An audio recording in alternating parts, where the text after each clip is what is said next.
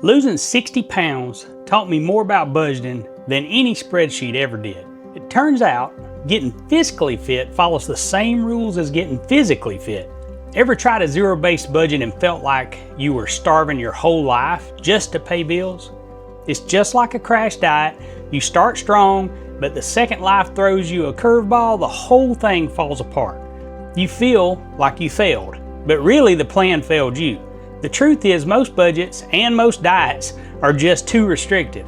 What you need is a plan that actually fits your real life, and that's exactly what I've got for you. 6 simple steps to help you get fiscally fit without the burnout. Let's walk through it together.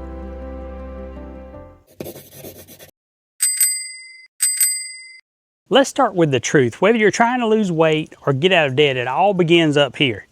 Motivation, that's easy to find at first, but it fades quick.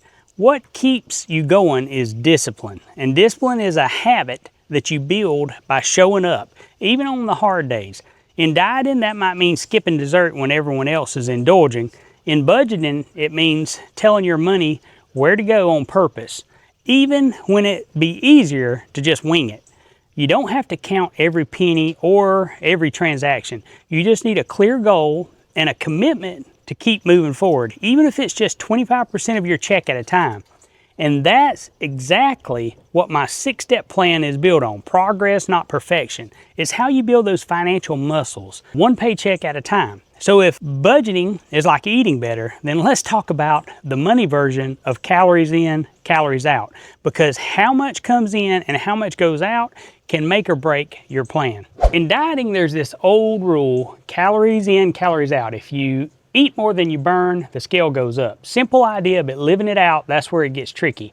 Well, it's the same with your money. Money in, money out. When you spend more than you earn, you end up with debt. And just like gaining weight, it sneaks up fast. That's why step 1 of my 6-step plan is so important. Pay the bills due before your next payday. That's your financial version of staying hydrated and eating your veggies. It's not flashy, but it keeps everything else from falling apart. Then comes step 2, build a simple emergency fund. Just a few $100s tucked away can keep life from knocking your whole plan off track. It's like keeping a healthy snack in your glove box.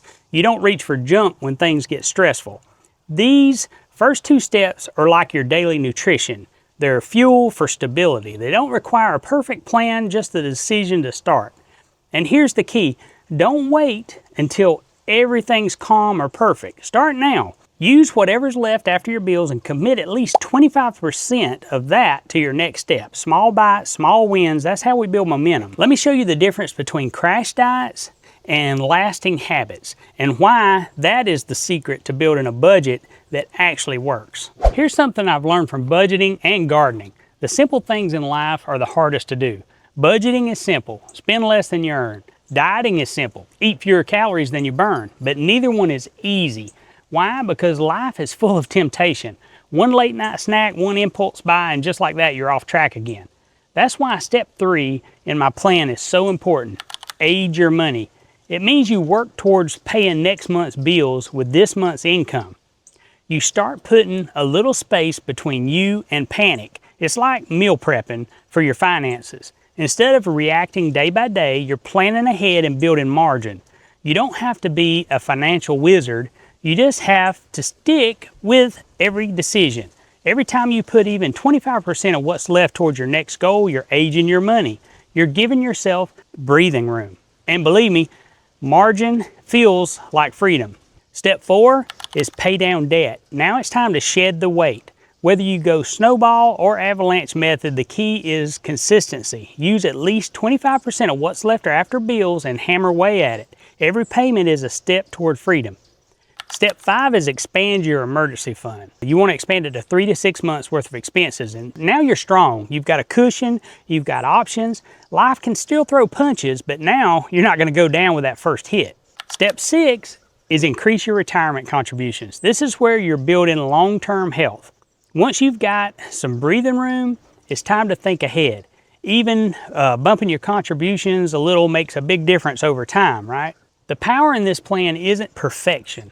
It's progress. Just like building muscle, you show up week after week and the results start to show. The goal is simple. Each time you get paid, cover the essentials, then put at least 25% of what's left towards the next incomplete step on your list.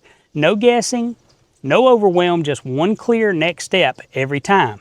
And hey, I get it. Even with a clear plan, it's easy to fall off track. So next, I'll share a few simple habits that help you stick with it, even when life gets busy or the budget feels a little too tight. All right, so you've got the 6 steps, you're making progress. Now let's talk about how to stay on track, especially when life gets busy or the budget feels a little tight. These aren't rules, these are just little habits I've used over the years that make budgeting feel a whole lot more doable. Okay, first, try no spend days. Pick 1 or 2 days a week where you don't spend a penny. It sounds simple, but it builds awareness of when you're spending money, and you start noticing how often we spend out of habit and not need. Next, use the 24-hour rule. Before you buy something that's non-essential, take a minute, pause for 24 hours. That impulse to buy, it'll usually fade. It's like avoiding a midnight snack. You wake up glad that you didn't do it. How about setting visual goals? Tape a savings tracker to the fridge, fill in a bar chart every time you pay off a little more debt. Turning invisible progress into something that you can see makes it real and motivating. You can also automate what you can. Savings transfer, bill payments, even reminders. Set it and forget it, especially for that 25% that you're putting towards your next step. If it's automatic, it's consistent. And then of course, don't forget to celebrate small wins. Don't wait until you're debt-free to feel proud. Every time you stick to your plan, pay off a credit card or fund your emergency stash, celebrate a little bit. You're building strength. You're changing your future. So what does it look like when all of this starts to come together? Let me wrap it up with a little reminder that just might take the pressure off and help you stay focused on what really matters. Whether you're getting healthier or wealthier, the truth is the same. You don't need perfection.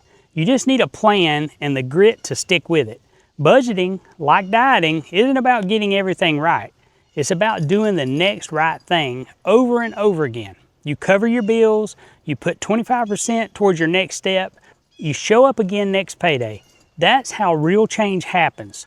Slow and steady, simple and strong. If you're ready to walk through all 6 steps in more detail, I'm making a full video that's going to break down what each one means, how to work through it, and what to do first if money's already tight. And as soon as I get it done, I'll link it to this video down in the description.